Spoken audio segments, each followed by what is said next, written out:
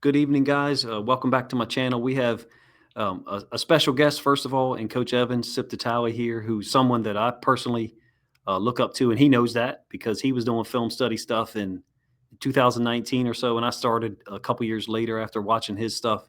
And he's here to help me and Jake and others reveal a website that we've created for the draft that's called draftsignal.pro. I do want to ask a couple questions here that I had maybe not on the schedule, Coach. Were you surprised when I sent you a message asking you to submit evaluations to a website that at that time didn't even exist? It does now, though. Yeah, I I did because I was like, I can't do this. I was thinking like seeing, the big guys how they write articles and do different things. I'm like, yeah, I can say what I want, but putting it pen to paper, I don't know if I can do that. So I sat back and I did the first one. I was like, hold on, I can do this. I just need to take my notes and put it in writing form. And once I start, and I've always been a writer like this. I hate writing, but once I start and I get going, it's easy. But I just hate start. But once I get started, that's term papers, that's stuff in college, that's anything.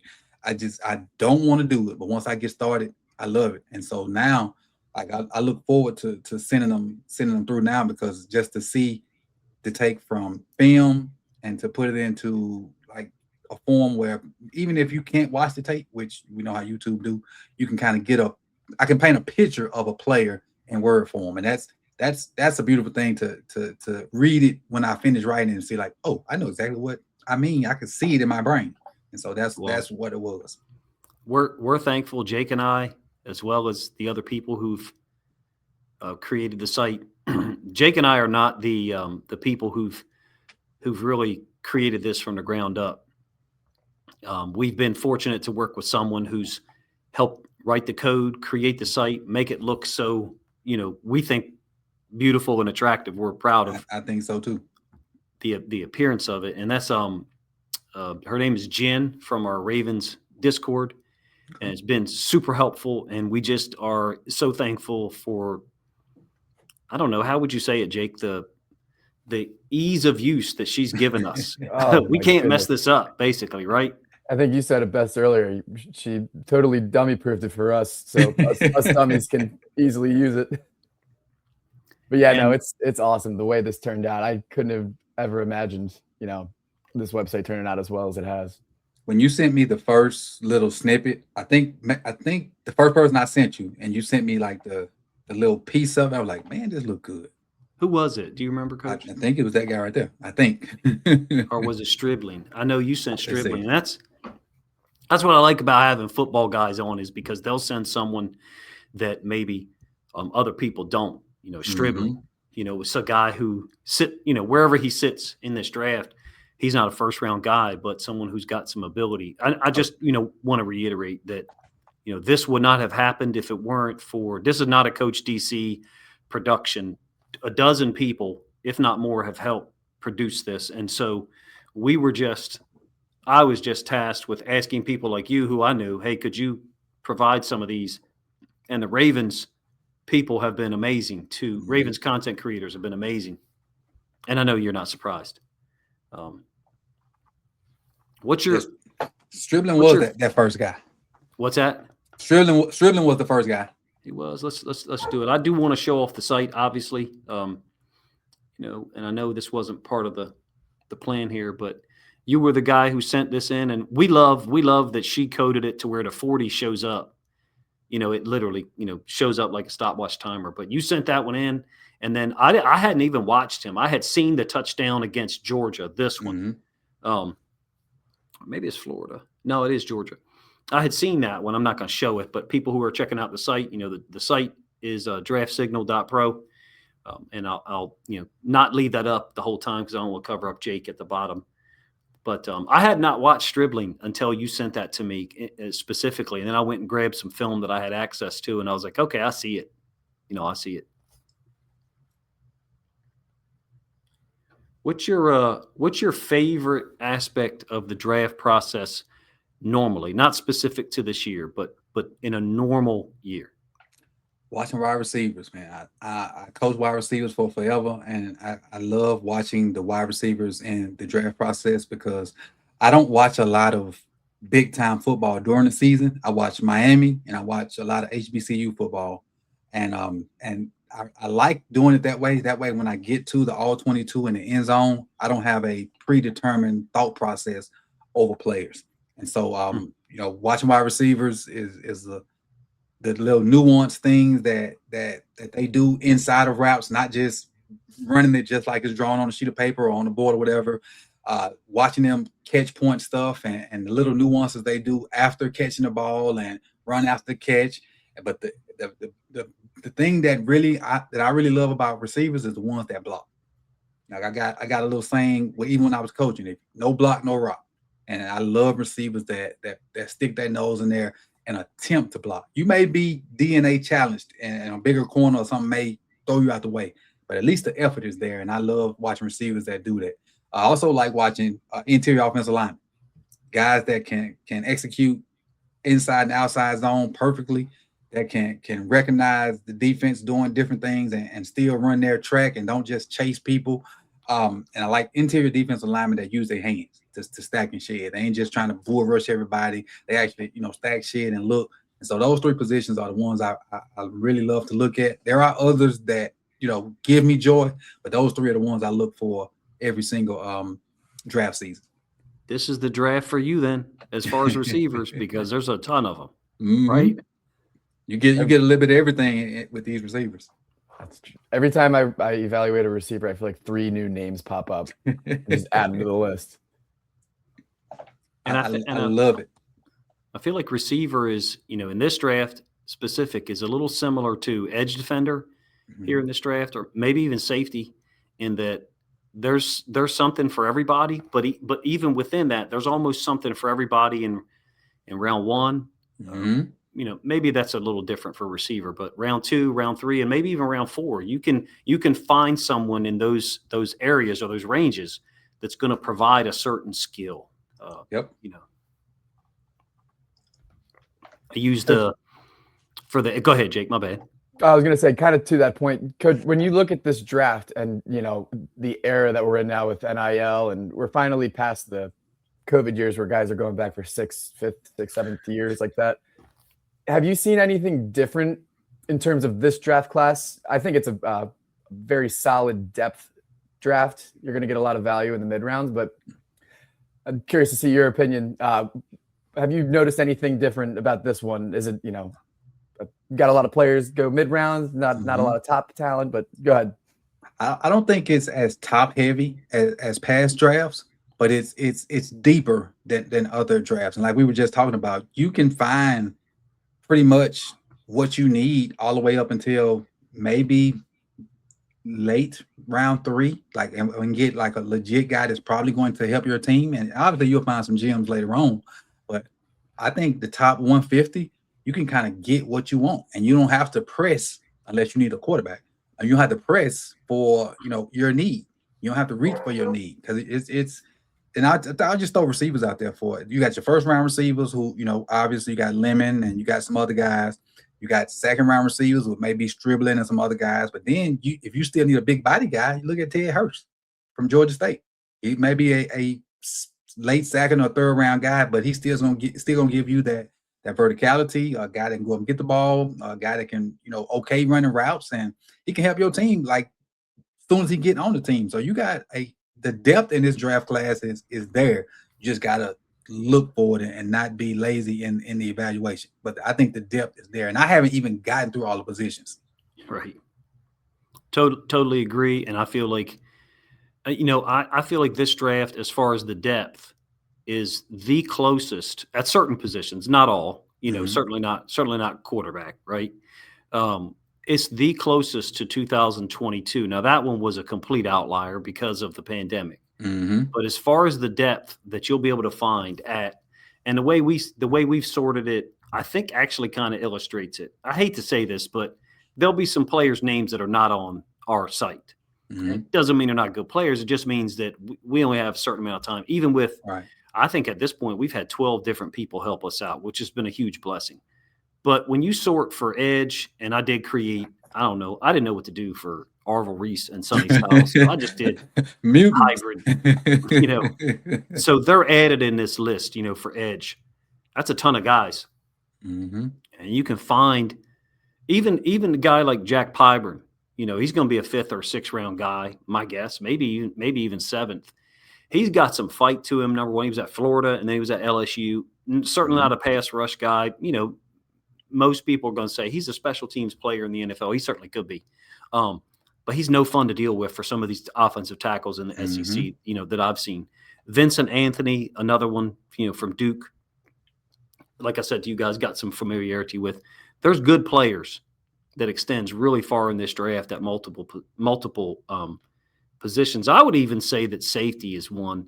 The only difference is there, you would expect more, I guess. And I think we're limited here in what we've got with the safety group. I've only got, I think, 15 here, if I did my math right, total. We probably could have more because there's more dedicated nickels. I think we have Kyle Lewis in this group, and he probably is more like a hybrid linebacker type guy. Mm-hmm. So I agree with you. Was there another draft between this one and 2022 that had that much depth? No. Nothing like that. And they took advantage of because everybody ran a 4.3 that year. No combine, numbers were hand timed, and so they're you can tell by the guys that got paid this year who the real guys in that draft class. And obviously we had 2 of the highest paid players at their position we picked. No, I'm sorry, 3. I forget about Jordyn Stout. So we picked Jordyn Stout that year. He's the highest paid punter now. We picked Kyle Hamilton. He's the highest paid deep, whatever Kyle is. Yeah. And then also, who's my third? I forgot. Well, wasn't Linderbaum? Linderbaum. Yeah, Linderbaum in the same draft. So I mean, Mm-hmm. you're talking about, and the Ravens were getting 4th round picks, excuse me, but these guys weren't. They got paid, 1st and 2nd round money in some cases. Likely, and Kolar, of course. I think it's a deep draft. I agree with you totally. I'm excited about what the Ravens can get. We certainly got a lot of picks. Right. Are you turned off by trade back options from 14? Maybe I should have saved that one for till later. I'm not, especially with what we've done in free agency. I am not. And trade back, I think I might have said it to you, get you as many top 150 picks as you can. Trade back. I did a mock draft last week that a lot of people loved. I traded back twice. And this was before we picked up anybody in free agency. I traded back twice. Still got Vega. I was able to get a bunch of needs that we had before we filled some of them with free agency.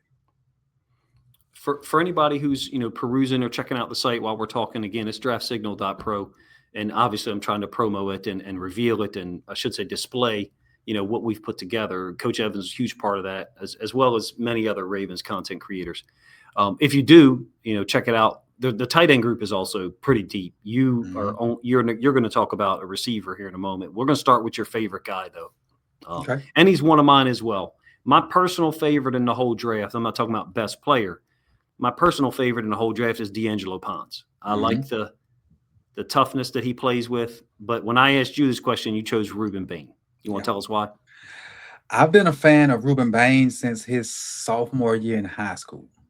Bain at Miami Central won 4 straight state championships. And Miami Central is, and I live in Florida, Miami Central is a school that pretty much everybody wants to be, because they at that time they just didn't lose. They dominated people. They didn't just beat people, they dominated them. So I've been a fan of him for a long time. Came to Miami, which a little bit of bias because I'm a Miami fan, but he did not disappoint. And his junior year, he had a little injury situation, but what he did his senior year, it's amazing. Anybody that was in front of him got their butt whooped.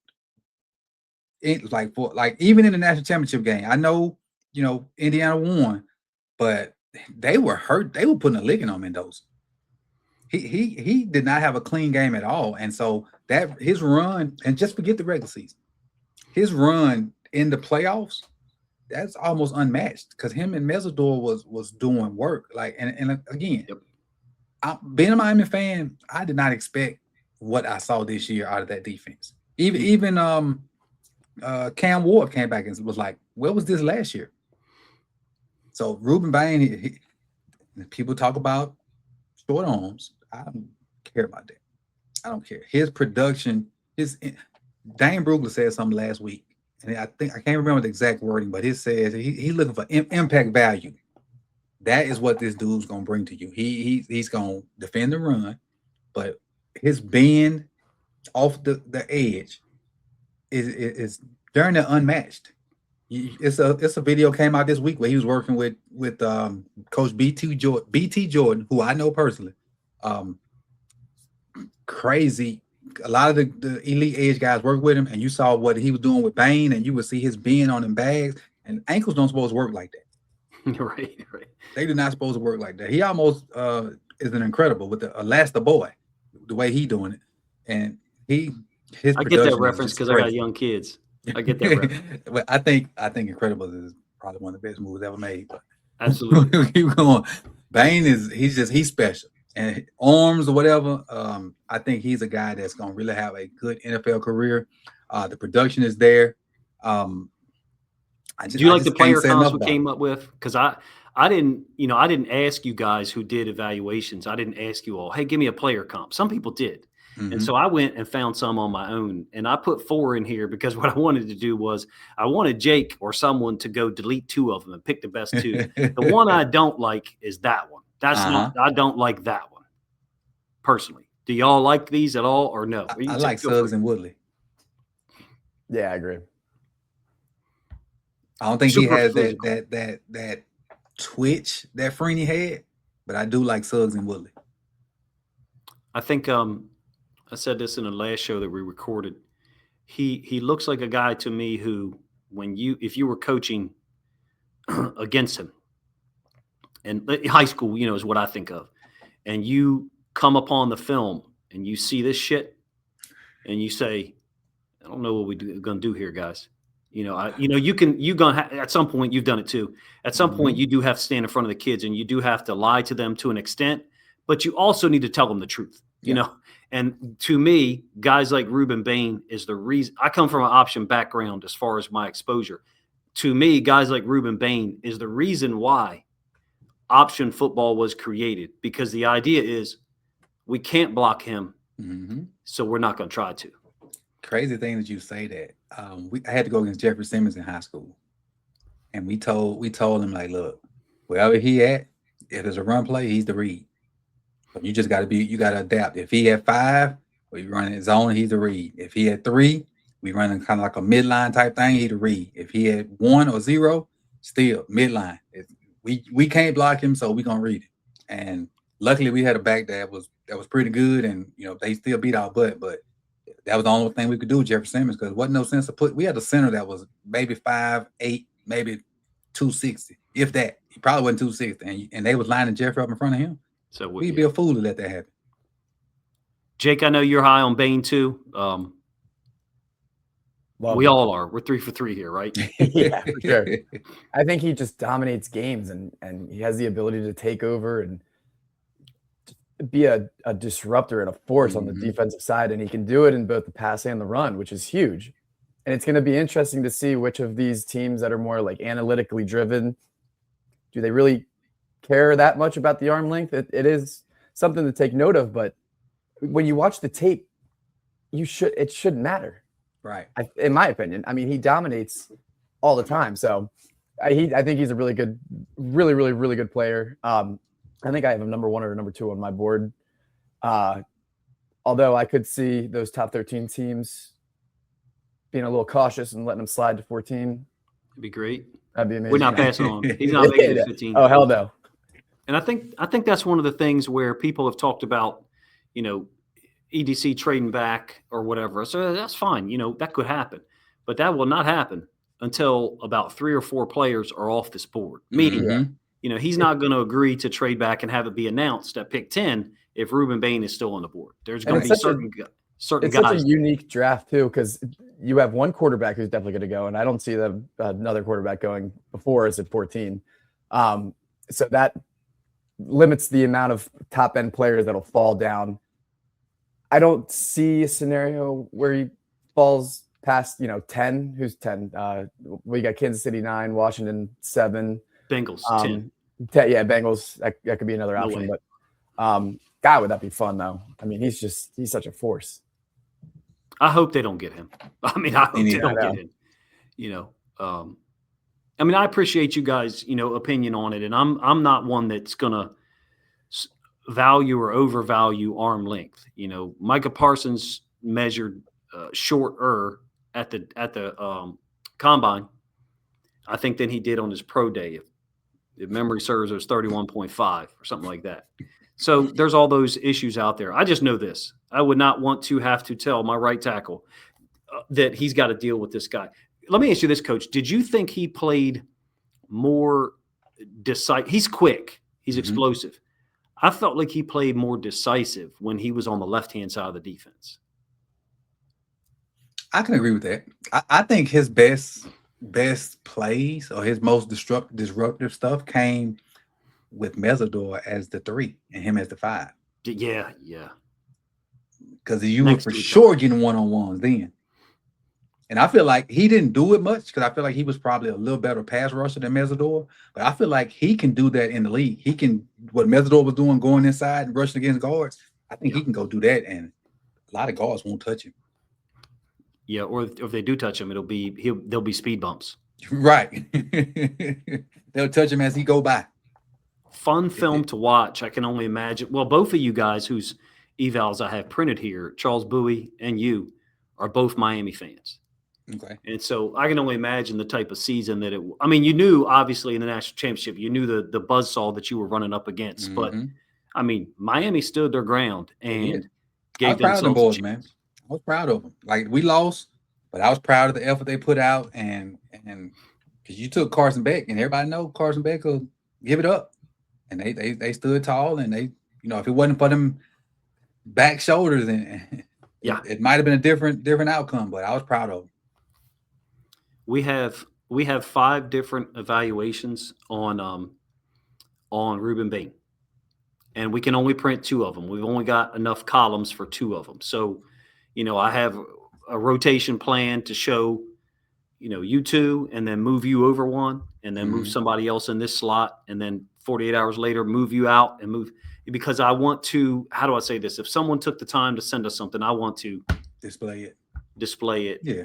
This is the page that has currently, I think it's yours, and then Adam Emmert, who's the Seahawks.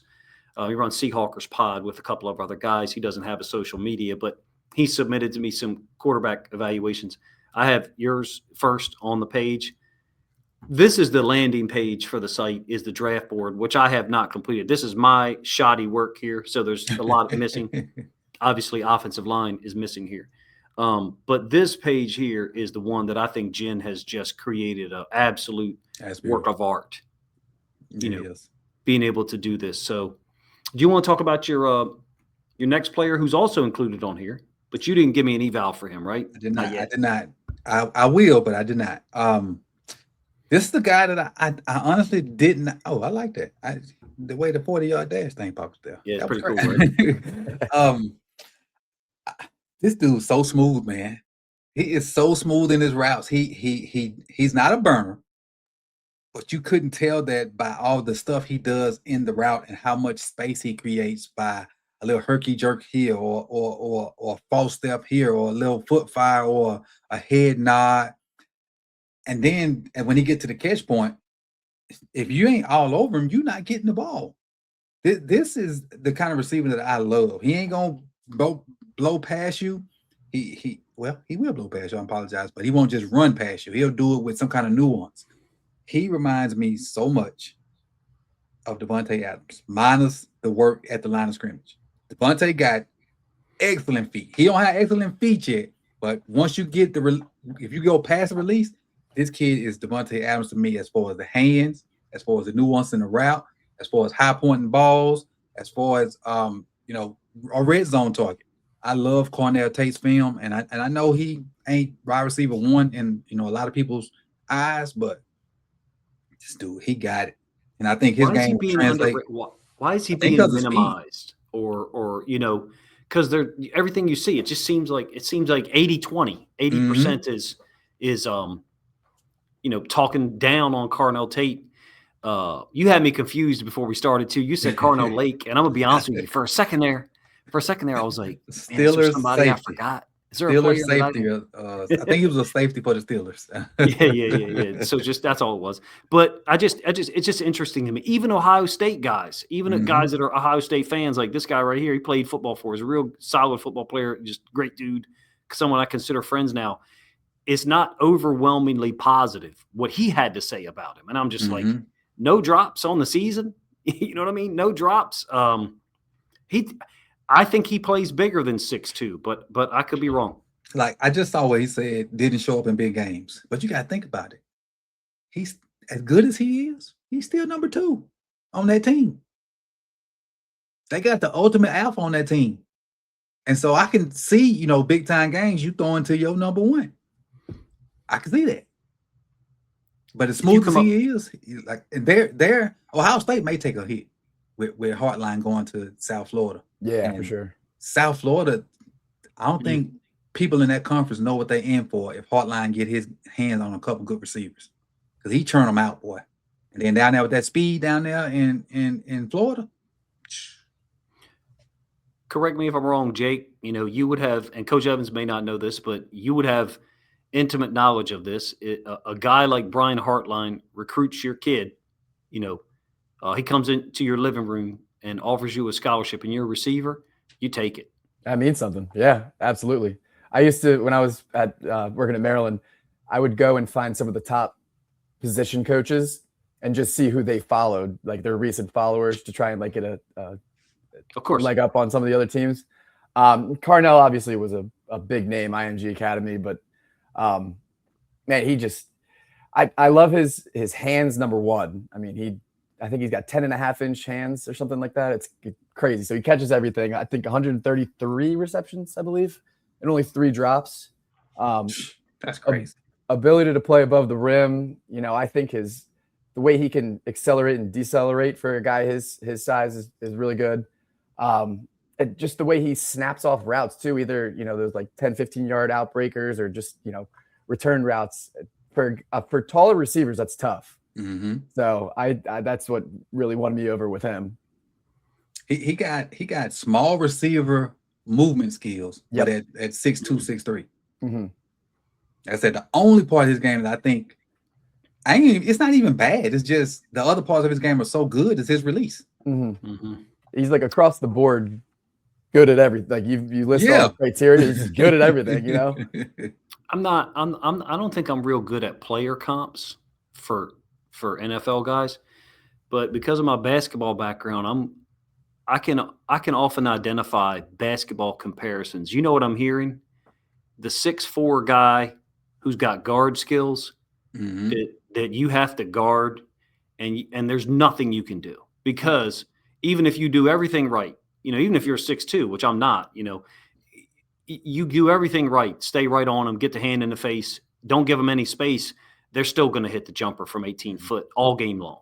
Yeah. And it's, when you encounter that personally, then you start to be like, man, there ain't nothing I can do other than just try to deny this guy the ball, not let him get the ball. And so in the NFL, the denial of the ball comparison or analogy is press man, right? So that is, to me, what some people will say or use, that's his kryptonite. Well, first of all, press man is different in 2026 in the NFL than it was in 2016, even in 2021. Number one. Number two, a lot of people don't major in press man in the NFL because they want to hide coverages as much as possible. So whatever percentage we all think people play press man in the NFL, it don't happen as often as people think, in my opinion. I think it's I'm not saying it's being phased out, but off man, that Mike McDonald style defense, you think people aren't going to try to recreate that a little bit more moving forward? Of course they are. They just don't have Mike McDonald making the calls, right? They don't have the same guy behind that engine. I'm glad you picked him because it's a great conversation point, to be honest with you.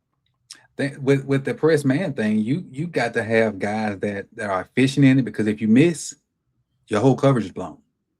and as much as people want to like, you hear fans all the time, why we don't just press for it? Receivers have gotten good because they play football year round now. As soon as your high school season's over with, you in 7-on-7. So you working on releases from the jump. So press man it's if you got a corner that can do it, great. But it ain't a tool that everybody can use because the receivers have gotten so good at releases and quick routes, and then because if you press and you leaving this much space between you and the safety, they might run something else over there. It's extremely hard to do. But if you find a guy that's efficient in it, so be it. And I saw a guy today when me and Mike and Chris was talking that is pretty efficient in it, but and that's Delane. But everybody can't do it. Delane does everything well. Yes. He's the other Spalding guy, right, Jake? Archbishop Spalding's finest, baby. Anne Arundel County. Yeah. Delane is really, really good. He's really smooth, yeah. Do you want to talk about who you think the Ravens, everybody talks about the guard at 14. Mm-hmm.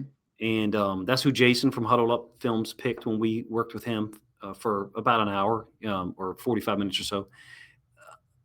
With Simpson being signed, I do wonder or speculate that maybe this kind of frees us up a little bit, at least in the Ravens' mind. They got Jones, Simpson. There's 5 good centers, maybe 6, depending on who you are in this draft, but they're going to be there at pick 80, right?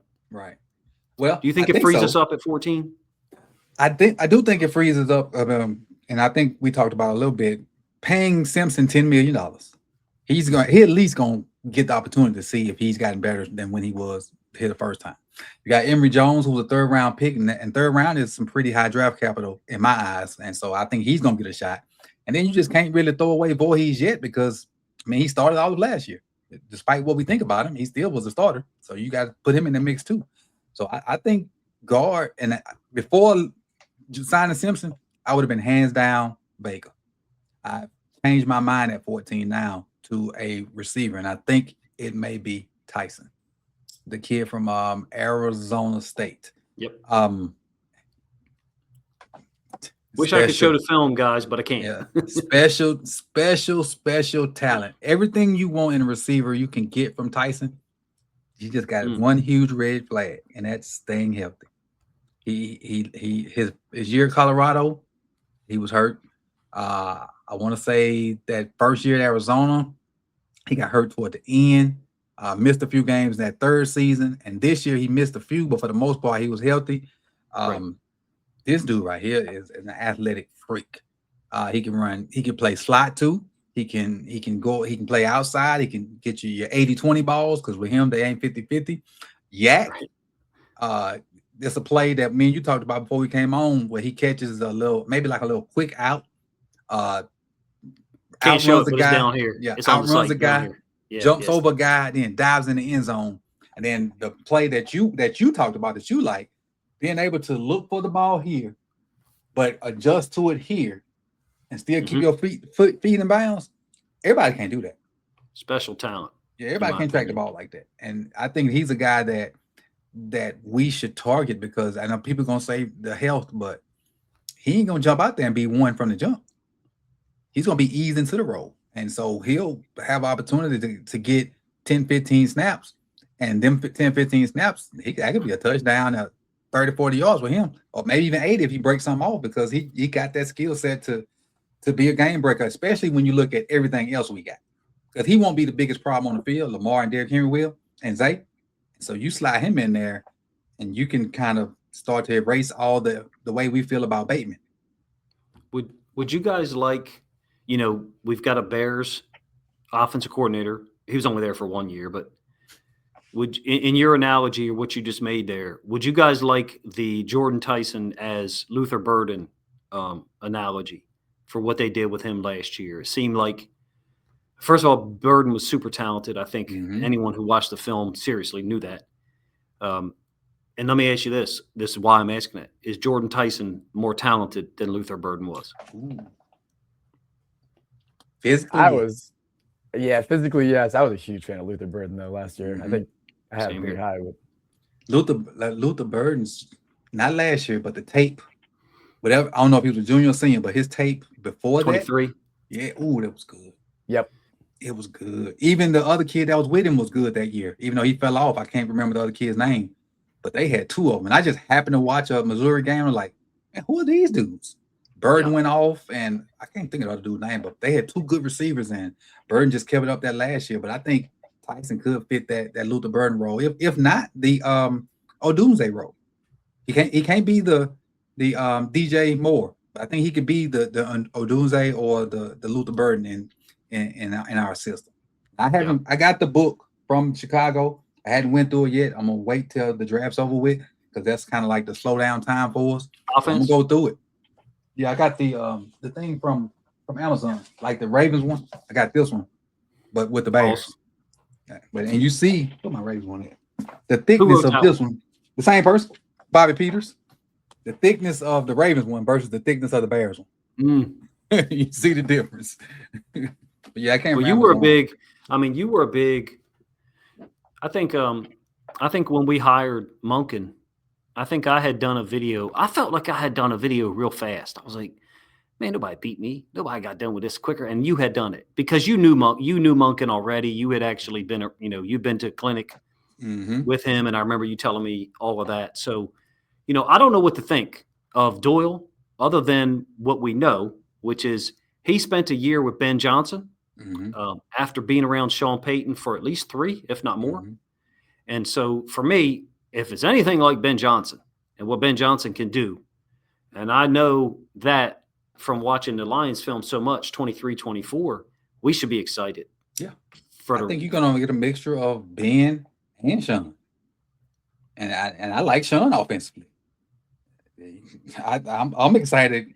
Like if we get the O-line right, even if we don't pick up skill guys that take positions, if we get the O-line right, I think we're gonna be in for a treat offensively. You can't stop Lamar Jackson if he has time and space. You can't. Correct. And that's them two things he rarely has. Here's a little curveball. Say hypothetically you were guaranteed to get, a Pregnon at 45. Would you be open to drafting Kenyon Sadiq at 14? I would. The way they used Kmet and Loveland in Chicago. Yeah, because we obviously got our blocking tight end with Smythe, and I really like Smythe from what I've seen blocking wise. Yeah. You got Mark. Fullback too. Yeah, they Smythe played a bunch of different positions for him. I highlighted it in whatever the video I did on him, Welcome to Baltimore, but he played a bunch of different positions for him. So he could play and like I did in the video, it's getting Smythe replaces 2 players. It replaces Ricard and Kolar. 100%. I think that's like a roster crunch problem that we've had over the past 4 or 5 years too. Like, what do you do with Ricard? Can you keep all 4 of those guys in the mix? So it's kind of nice to, 2 birds, 1 stone. You can add an extra lineman or extra receiver or whatever you want to do, but it's like you said, 2 birds, 1 stone. I don't.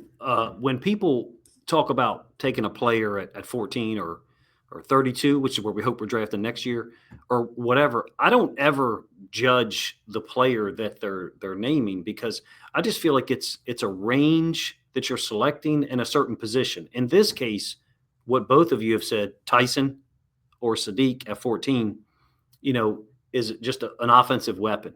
Yeah. Someone that makes Doyle's system more dangerous and puts less, globally on Lamar Jackson. Excuse me, in my opinion. And, if there's a weapon at 14 that you draft, Jake, you made this point in the last video we did with Will Rock from Detroit Football Journal. You get the 5th-year option for that guy. And you cheapen the position for a period of time. So, I'm open to people's suggestions because the people, Coach Evans, Jake, whoever, Will Rock, they've given thought to the rationale behind it. I do like the tight end class. Yeah. I wonder if the tight end class isn't somewhat similar to edge in that you can find a good player at 45. You could get a spectacular one, Sadiq at 14. I like Stowers. Yeah, Stowers too, but you can get I like Eli Raridan. I've been shocked with some of his film. Yeah. So, getting a weapon at 14, I couldn't argue against it if that's what they do at all. I completely agree. Anything that makes Lamar's job easier, I'm for it, because when he doesn't have to be Superman, he's a better player. And I like for Declan to use his legs as a just in case of. Treat him like he can't run. Design your stuff to where like he can't run the ball. And when he does run it, it's just icing on the cake. Because I think he can take I don't want to say pro style because they all pros, but take a NFL offense and run it and just leave his legs out of it. Whatever he does with his legs, let it be extra. And the justification for taking a guy like Sadiq, kind of similar to how I described in the last video with taking Vega at 14. It not only makes Lamar better, but it makes everybody else better. Yes. Vega's, or what's his name? Sadiq's going to attract attention from the safeties, linebackers. That's going to open up lanes for, maybe not Andrews as much, but it'll take less attention off of Zay. It'll take less attention off of Bateman. And, maybe we'll see what happens with Tez Walker. But it raises the floor of the offense and improves them in a way that makes them more dynamic and opens up other avenues too. Well, you got Stowers up there. What I love about Stowers is he's an old quarterback.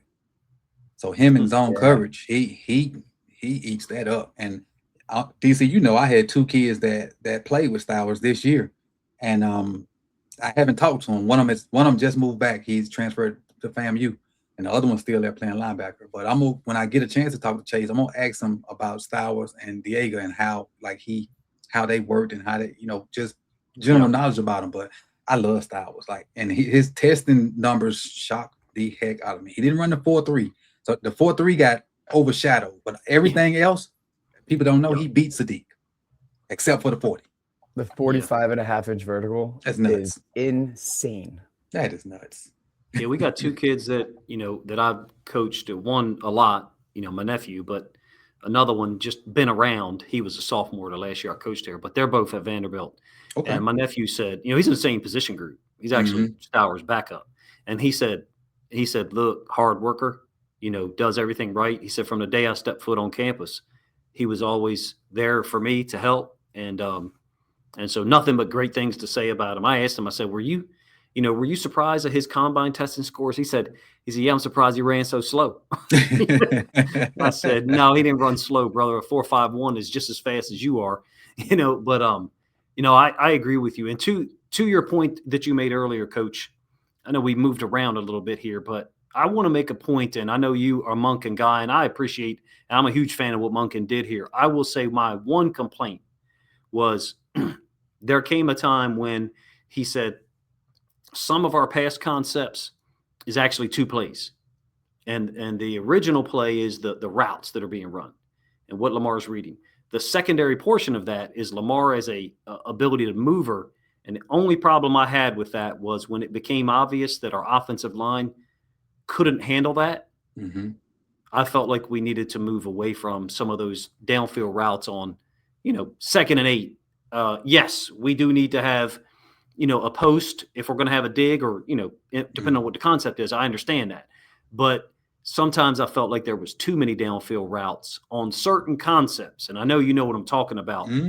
Relying on Lamar to be the, secondary, 4th option, I guess, if the first 3 options are the receivers running a route. I think for Doyle, what I'm looking forward to is less of that. And that's kind of what you said, act like he can't run. And so if I had one complaint about Monken, and I'm rooting for Monken. I'm rooting for Monken in Cleveland because I'm obviously rooting for Shador. That would be the part that I would complain about once it became, and to me, and I think this is where people have a difference of opinion. I do. To me, that was obvious in about week 5, 2024. Oh yeah. I'm talking about handicap. So handicap. He couldn't. And I say this all the time. I've been in a situation where the O-line didn't do what they were supposed to do, or wasn't even competent. And when you calling plays behind an O-line that just can't pass block or run block, you basically you're throwing darts at the wall because it's tough. And also, not only is Monken had an issue with calling those deeper routes, I think Lamar being a big game hunter was part of the problem too. And I'm not saying that as like I'm crapping on Lamar because I love Lamar and what he does, but in his nature, Lamar trying to get the ball down the field. Yep. And I felt like he should have read low to high, but it's in his nature to read high to low. And I feel like he should have changed it because the guards weren't that good. Whether Monken changed it, whether Lamar changed it, whether Harbaugh told him to change it, it should have been the lack of play from the guards should have changed the philosophy of the pass game. We should have been a quick game team.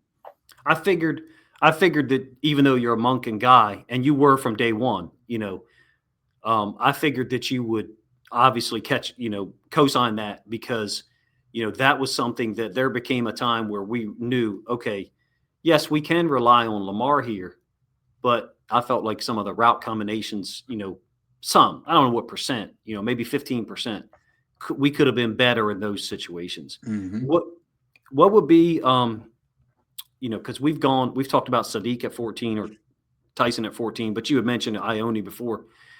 What would be, give me a scenario for 14, 45, and 80. I may have misspoke a moment ago. We just got done talking to a Lions guy, and they pick at 17. So 14, 45, and 80. Give me a three-player scenario that will make you happy, those three. Tyson, Stowers, I think it's Bo Stevens. The guard that can play center, I think it's Bo Stevens, though. I think Logan Jones. Okay, I think is the center there, right? If whoever the Iowa center is, that yep. Yeah. But I think Bo plays tackle, but he moves like a guard. Mm-hmm. And so I feel like he could play center. Coming from I got an Iowa bias. Give me any Iowa offensive lineman, and I love them. I was watching Bo, and the way they moved the outside zone, I just started knocking stuff over. I was like, wow, I could never have that. Now I don't know. I'm interrupting your thought here, but I do want to point this out to people. You can go to the player search function, and I'm not sure if people can see this well. Yeah, I see it.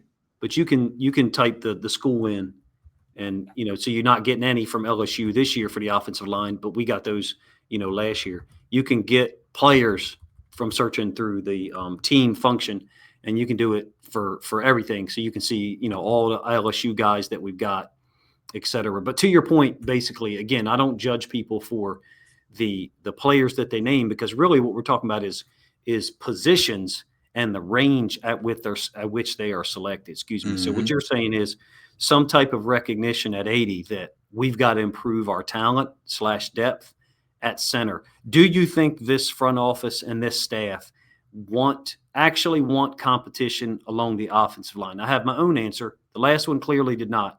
Do you think this one does? I think this one does. I think Ledford is going to breed competition, and the best five will run out there, even if that's Carson Benson at a guard. It's the best five will go. And I just threw his name out there because he probably the one nobody really cares about. I do, but I think Ledford is going to and encourage competition, and he's going to run the best five out there. I don't think Mentor will allow somebody to be given a job, which we saw the first time John Simpson was here. He was given that job going against Salah. I probably could have beat out Salah. Then with Falele, we know what's going on. And so I think they're going to beget competition because it's been mentioned in a bunch of different pressers. We ain't see John talk about competition. We just talked about execution. Never heard him say anything about competition or anything like that. And I think I blame Warhop for a lot of our issues, but I honestly think he was kind of handicapped having to play certain people, and I'll just leave it at that. Couldn't agree more. I wish I could put a GIF react to it because I love those on Twitter and in the Discord, and I totally agree. It became frustrating. It became so frustrating that there was a point in time for me. Jake, you may remember. I think it was week 6 this year, maybe week 7, where I said, "Hey, I'm looking at draft stuff." So you threw in the towel early. You could tell. Sorry, Jake, I interrupted you.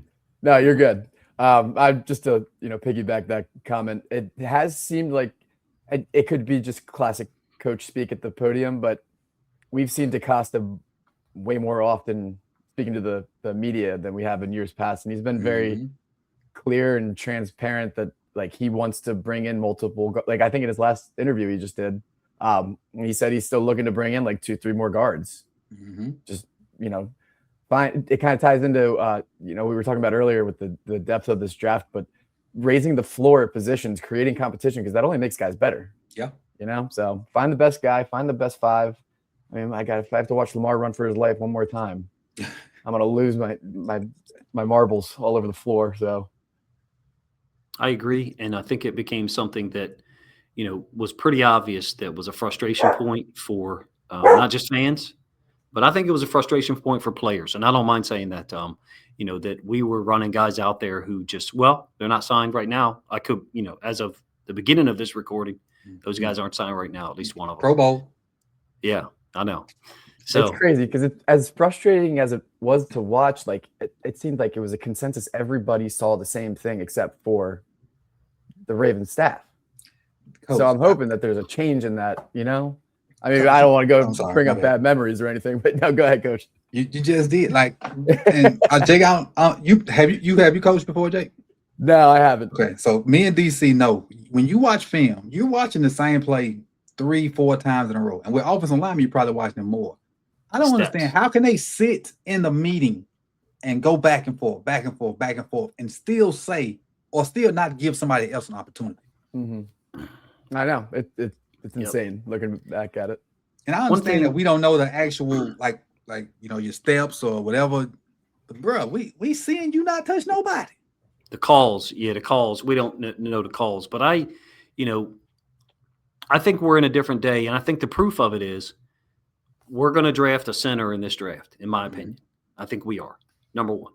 Number two, we do have Bullock, but he was brought in under previous administration, UDFA guy from Maryland, right? No. Then, was he from Maryland? He transferred to Maryland. He was I think he was at an HBCU before. I can North Carolina State, maybe? That sounds about right. Yeah. And Ledford brought in a center / guard who he had experience with in Atlanta, right? So we got 2. If we assume for a moment that the Ravens are going to draft a center, there's 3 guys right there at that position. Excuse me. You know, whether we want to call it competition or what, I'm just a fan of this team building as much depth. I think Jake said it, high floor at the offensive line position, such that a 17-game season, long year. And, you know, those guys being available in week you're not, if you want to reach your goal, your destination, you're not planning to play 17 games. You're planning to play 20 at this point in time. And one so thing I saw, sorry, Coach, didn't mean to interrupt you. Go ahead. I think it was Cole Jackson yesterday or the day before was talking about positional versatility. You know, drafting, hypothetically, if Maui Noah falls to us at 14, you can plug him in at guard, but he has the ability, and you could kind of project it long term as well. Stanley's not going to play all 17 games, most likely. I mean, that's just where he is in his age and his injury history. You could have him as like your who was our guard that we had? Went to Jacksonville. Bakari. Yep. Bakari. Have him as a guard who has the ability to kick outside and play tackle. And then when Stanley, you know, retires or leaves or whatever it might be, plug him in as your future left tackle down the line. Yeah. I'm not mad at that either. Yeah. I mean, I think what you're describing and the 3 picks you gave, or the 3 players you gave, you know, Tyson, Stowers, and Stevens are all at positions of either immediate need, 2026, or need that's quite possibly for 2027. Of course, they got the Flowers decision they're going to have to make very soon, right? Yep. So I don't argue against people's picks. I like combinations of picks. I love it's one of my favorite videos to do, which is, you know, present scenarios of players, packages of players, 3 or 4 players. Which one would you prefer? Because, you know, I think we need to be open-minded to the fact that our front office is going to be prepared, and they're going to be prepared to adjust at 14. They may not be able to pass up on a Tyson or something like that at 14 because, you know, the talent that I guess when I posed the question about Burden earlier, if you think, if you think Tyson is more talented than Burden, which I do, based on the last year of film of college football, then I don't know that you can pass on a guy like that. So I just don't know that he's. What do you think are the chances that Tyson's there at 14, though, realistically? Pretty good. Pretty good. Like, Yeah, really? people gonna not like the injury thing. Mm-hmm. And I think the play of Tate, and depends how you view Lemon, but his tape kind of that's the elevated. wild card. Yeah, they like elevated themselves over Tyson because Tyson just wasn't available as much. So yeah, it's going to be tough for me to say that teams are going to take Malachi Lemon over Tyson, and I like Malachi Lemon's film a lot. I mean, when I watch him play, I see St. Brown, Yep. and I just have to tell you, I am totally biased. I think St. Brown is one of the best football players in the entire world. He is super. And so for me to say I see St. Brown, I'm telling you I see a guy who could be superb. So, I think it's going to be interesting at 14. A trade back would not bother me at all. Me either. I wouldn't mind it just because of what we've been talking about. Bringing another 3rd round pick, 4th round pick, and you can check another box on, you need a 3rd corner, boom. You'll probably have one, maybe not corner specifically, but you need a tight end, number 2 tight end, boom. There's going to be a bunch of those guys there. You need a developmental depth guy that can still play as a rookie. There's going to be a lot of edge guys that go day 2. So competition. Yeah, absolutely. Like you said earlier, Jake, in the statement, raising the floor. Yep. If you raise the floor, the whole team gets better because it's what you need is out there, and with exceptional quarterback, and we don't need no quarterback. Right. Mentor to me looks like a guy who knows how to, and Weaver too. I need to make sure that when I'm saying mentor, the combination of those two guys, they know where to put players in position to succeed, in my opinion. And I don't think they need I don't think they need as much 1st round talent to get that done, I guess is the way that I'm trying to say it. Yeah, really. I've mentioned it in the Discord and to you, Coach. Look at what Minter had in LA. They've got Tarheeb Still and Cam Hart. Both were 5th round picks. Both played well above their. Yeah, exactly. They played well above their drafted range. 2 starting corners. They obviously had Derwin James, but then they brought in Tony Jefferson off the street, and he played it really well. So I think he's going to definitely raise the floor, and we still have Kone and Longerbeam too. So I'm excited to see the development in those guys, but I think that no matter what, they're going to improve some of the talent levels of these young guys. 100%. You look at the Chargers roster and how good they were, and then you look at our roster and what you like. Take out Chargers players and insert Ravens players, and it should be better. And they were a top 5. They were a top 5 yards defense last year. Yeah, points per game wasn't bad last year either, but of course it was great 2 years ago. They were number 1 in the league. Look what he did with Oweh. Right. He couldn't figure. Well, most of us could probably figure out what to do with him, but Minter finally bumped him outside, and he let him be a speed edge rusher. And look what happened. You got sacks. You got to the quarterback. So the draft that you proposed, one thing that I like about it, and again, I don't hold people to the players, although Tyson I think is very specific here. Normally, a talent like Tyson wouldn't be there at 14, right? It's the injury history that makes that possible. Offense. I'm a defense guy. I think you guys know that. But for me, I think we've got to move to, drafting out of our first 4 picks being 3 offensive guys. That's a conceptual way to talk about it, because too often, to me, it seems like we've gone the other way. 3 defense guys out of the first 4. And, for me as a defense guy to say that, I'm reluctant to say it because I don't like admitting to it. But if you can't get to Lamar Jackson, if he has time and space, there's a part of me that kind of doesn't care what weapons he has. Having said that, if you give him premier talent, which we have with Derrick Henry, Zay Flowers, a guy like Tyson and a guy like Stowers at the same time, I can't argue against it, man, for what I want to see this team be able to do in 2026 and beyond. To piggyback on your point, just go back to 2019. The offensive line was good. Skill guys were horrible. MVP. If he had any kind of, like the playoff game we lost, what, 8, 9 drops. Yeah. This reminds me a little bit. We're going to see him in his third offensive system, right? Mm-hmm. And to me, if he goes out there and wins another MVP and hopefully we get a Super Bowl with another offensive system, one thing I do like about Doyle is that he's very young, and the path or projection timeline, I should say, for him to be a head coach, it's not like a Clint Kubiak situation, in my opinion, where Clint Kubiak wins, they win the Super Bowl when he's gone. I just do not see that progression for Doyle at all. But I know the NFL is reactionary too, and he'll be 31 years old after next year's Super Bowl, if memory serves, but I could be wrong. Like that.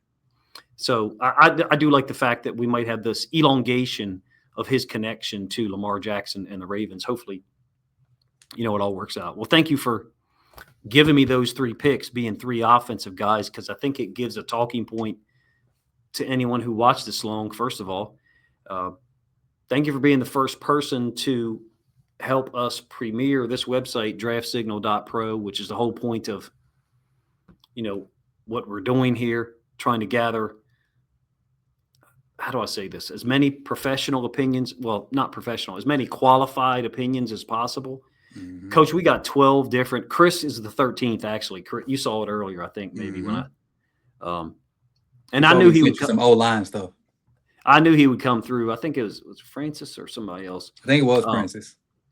Yeah, I knew he would come through. Yeah, highlight. I just haven't hooked his Twitter up yet there. I'll put the Twitter there that links to his social media. I just, thank you, Jake, everyone, for being involved with this process. It's not my operation. It's a whole group of people that are producing something that, well, it's not going to generate any revenue for any of us, but I hope it turns into something bigger than we ever expected. Mm-hmm. You get to anything, and this is my personal rant, and I'm gonna be quiet after this. Anything to keep you off the 4-letter networks and let you get some quality information is good for me, because it's a few guys and few young ladies that I really will listen to on the 4-letter networks, but for the most part, I turn to YouTube for my information for guys that like either team specific or just not trying to clickbait you. They giving you legit information.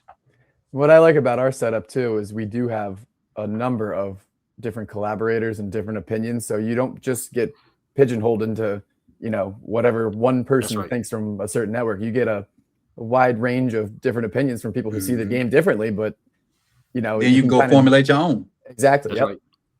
I hesitate to even show this page because I haven't filled it all in. It's the Collaborators page. I'll just scroll through, and I tried to match it up by length. And so like EA's bio is about the same length as the one you sent me, Coach. Oh, and to make it have some. Yeah, exactly. So that, and like these are 2 Detroit guys. It just worked out. 2 Detroit guys are right next to each other. Again, it's incomplete. And so I feel bad even showing that page because a couple of those bios I did not finish. Jake, by the way, yours is one of them. But point being is that you guys see if you're watching now, and you too as well. I mean, there's a ton of people that have been a big role here. That's a Seahawks guy, Omari Brown, another Seahawks guy, Adam Emmerich, Dan Vians is a Seahawks guy as well. So a whole lot of collaboration. And I like it when there's been a different opinion. I really do. And I put them right next to each other. And so we'll see what the feedback is from people. I hope that you guys watching this long enjoy the website. I hope you enjoyed the discussion that we've been able to have. I know I have. I told Coach originally like 35, 40 minutes, and here we are past the hour. It's just because I have fun talking. Good ball talk goes like that. When you find somebody that's can kind of bounce different things off of you, the time fly, like the Draft Junkies thing that we do. I love that show. And it benefits me no kind of way on YouTube, but I just love that show. Those guys are great. Yeah, you guys do a great job. I love watching that show. Appreciate it. We were spinning one right before we came on. I saw you. I tuned in for a little bit. Worked out perfect because you were running late and so was I. You probably don't remember. I used to comment on your page in 2019 before I ever started a channel on my own, because I would be watching your stuff, and I think EA's too. And 2019 was so historic anyway, And I got to the point where I was like, you know what? I think I might try to do this. So if I hadn't stumbled upon your channel and EA's, it might have taken me longer to try to get to something like this. So, just glad to have you on, and him eventually too, once he gets settled. Jake Botch is the one that got me to do this. Oh, really? Yeah. Interesting. I had like an audio only high school football YouTube podcast. Mm-hmm. And he got, Coach, why don't you just do what you did with us in the room, but put it on YouTube? Okay, I tried, and here we are. Now, was he doing it? He was doing it at that time already. 2000. Yeah, he was already doing it. Yeah. Mm-hmm. Yeah. Cowboy stuff, right? Yeah. My guys, he didn't hit 100K. Yeah. I actually know a guy who does Dallas media. They went to high school with him, so they probably know each other, to be honest with you. But okay. Yeah. Well, man, again, appreciate you guys' time, Jake. All the hours you put in. You signed up for this, Jake. Oh yeah. Oh yeah. I love it. I'll be sending more guys. Like some of the guys we did today, I'll be sending over. Especially with me being on break. So I'll send you some more stuff throughout the week to kind of help, populate some of those guys. I texted you, Jake, like earlier today or a couple of days ago and said, are you sure you're good to make all these? And you showed up for them all, so which is awesome. Oh yeah. I'm excited too. Just when we finally, premiere these videos, seeing in the comments what some of these, what they think, and also like if you have any names that we haven't gotten to yet. Oh yeah. Like if we got to add a guy to the list that we got to watch or something, I'm always open to watch more guys. Oh, they're gonna be there. I still don't have any. I have the film. I just have not included it on the site of Bryce Lance. So there's just certain guys that you just can't get to as far. I mean, I'm trying to scroll down. I can't. There's nothing there. So I just watched him on Friday. He is fast, man. My goodness. Yeah. Just don't. I didn't even know about that kid. I'm gonna have to watch him too. It's Trey Lance's brother. Yeah. Really? Yeah. Mm-hmm. There's a couple guys like that. What was his name again? Bryce Lance. Yep. There's a couple guys like that in this draft who've got amazing family lineage. Of course, I mean the big one obviously is Caleb Downs, right? Mm-hmm. His dad, his uncle, and his brother, right? All played in the NFL. I like the Eric Berry comparison. I know some people won't. From my hometown. Mm-hmm. Eric Berry's from my hometown, Natchez, Mississippi. The other guy that I think people may not be aware of is Avion Terrell. His brother's AJ Terrell. Yeah, Chris loves. Was it Chris or Mike? One of them love Avion, and the video that we did with the DBs gonna come out. Well, it's premiering right now. It's 9:00. So we did 6 DBs today, and no, I'm lying. It came out earlier. I got something else premiering at 9:00. See, it's stuff running in my head. I got a video on Malachi Fields at 9:00. Oh, how long is your Fields video? Because this one's going to go up as soon as possible. About 10. It ain't about 10 minutes. Oh, see, I don't do anything. I don't do anything. Everything I do is like 30 minutes now. I can't. Mm-hmm. I don't know what it is. It's crazy. So, well, I guess sit here and talk all day. Can't thank you enough for you and Chris and EA, Jason, all the input that Jake has had. Jake's been the one helping me create this sheet. I mean, this sheet is a monster. Actually, I was going to show it for a minute. It's just a beast of a sheet that has all our data on it. And it's been a lot of fun. And it's caused a lot of chaos and consternation between me and my wife because of the amount of time that it's taken to get it done. But this is going to be live. I know you saw me pop this out earlier. Absolutely. Well, thank you guys again, man. And anybody who watched this long, you're a champ, for checking it out. And give us any feedback on, the video, I guess. I mean, but really the site. And anything that's wrong with it, feel free to put it in the comment section or something that we got to fix. There's certainly some players, offensive line, wide receiver, that don't have any evals or film yet. But we'll hopefully get that up in the next 6 or 7 days, man. Appreciate you guys' time. Appreciate you. Absolutely. Thank you.